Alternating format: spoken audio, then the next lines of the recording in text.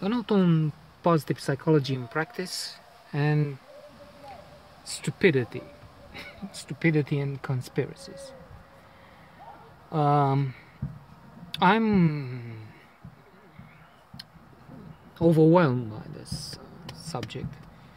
It is in the domain of coping with adversity and trauma, I would say, because this, in practice, in this particular case, my case, so to say, because I'm overwhelmed and outraged by this aspect. I mentioned it before, in fact.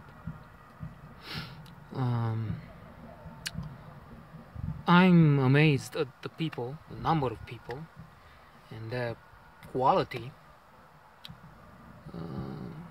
who come up with these conspiracy theories, and not just that, but they think of arguments, they try and convince you.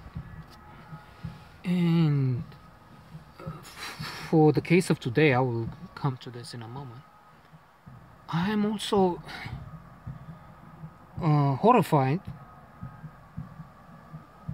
by the place these guys have in our society.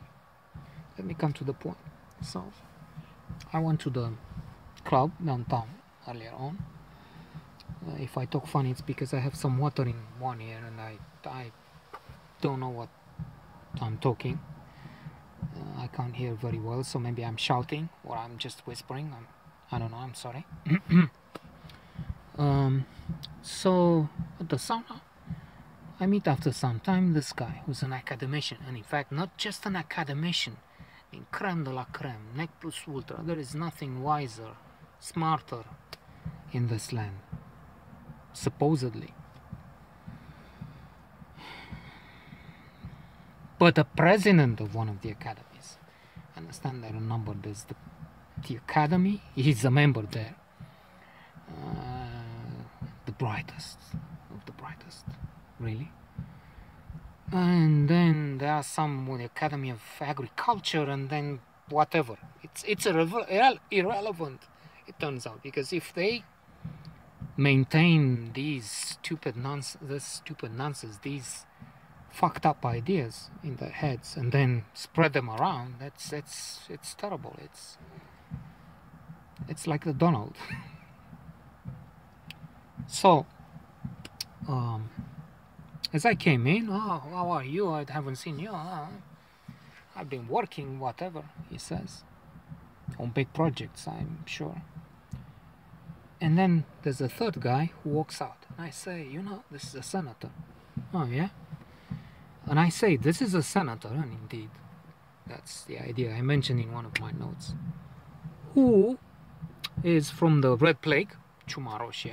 Okay, so that explains it. I mean, if you join this party, you're either as dark as hell, as black as night, to quote Shakespeare, as stupid as those three there, and this is better.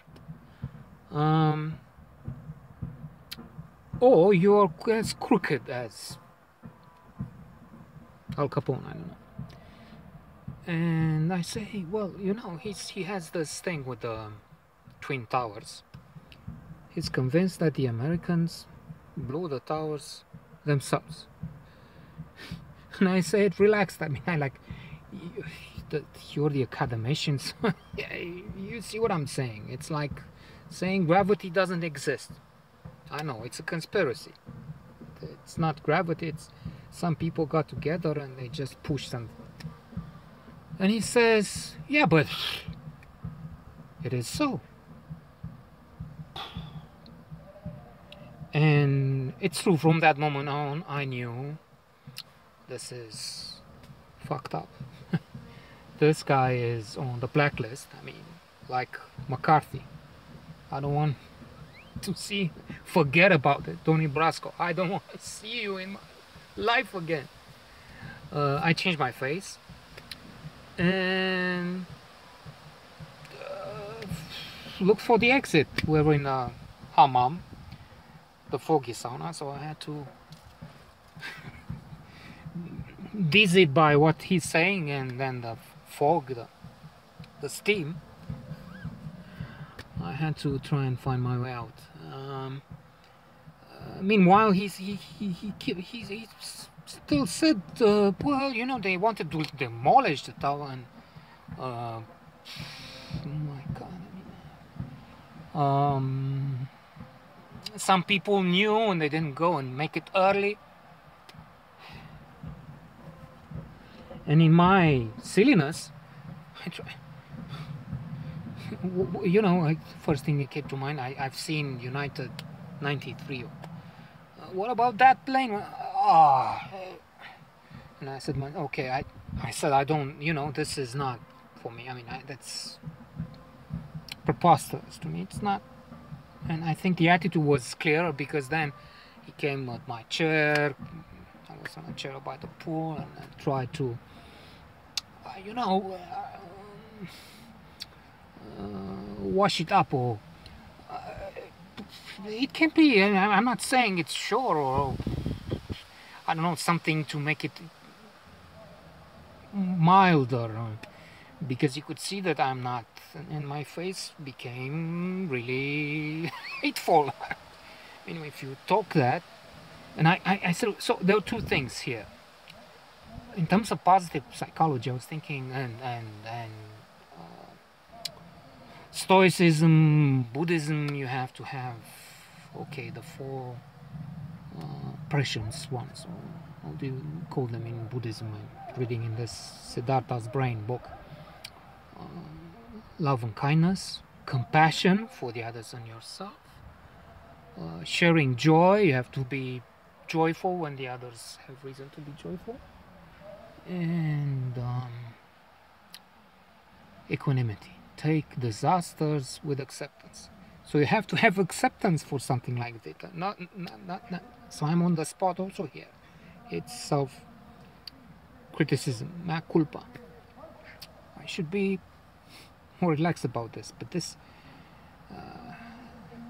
to end this, I mean, this is, in my mind, this is serious. I mean, you have one guy who is going out, a senator, and he meets people, and he's representing the country in places where he talks nonsense that the Jewish people didn't come, and it's terrible. I mean, terrible. Yeah. And then this academician again, who is meeting the wise men and women from other places, and he's going, and I'm an academician, and the president of the fucking tree academy, whatever. And he's at the top. He's a wise man. True, later on, talking about this, with letting steam off, and I felt I was trying to talk. Look, what do you think, regular guys? This man, and as an academician, you know, sometimes this is a more serene, equanimous guy. Sometimes smart guys live in their world, but and we agreed this is not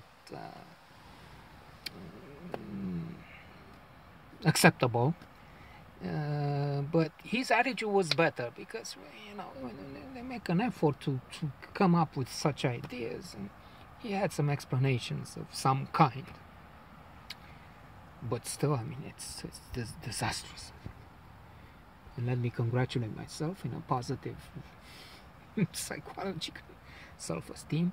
It's good I didn't collapse on the floor. I didn't hit the wall on the way out and died because of the conspiracy. I think it's a conspiracy. This guy was sent there to make me lose the way in the steam and die. And maybe it's the Americans with their Trump.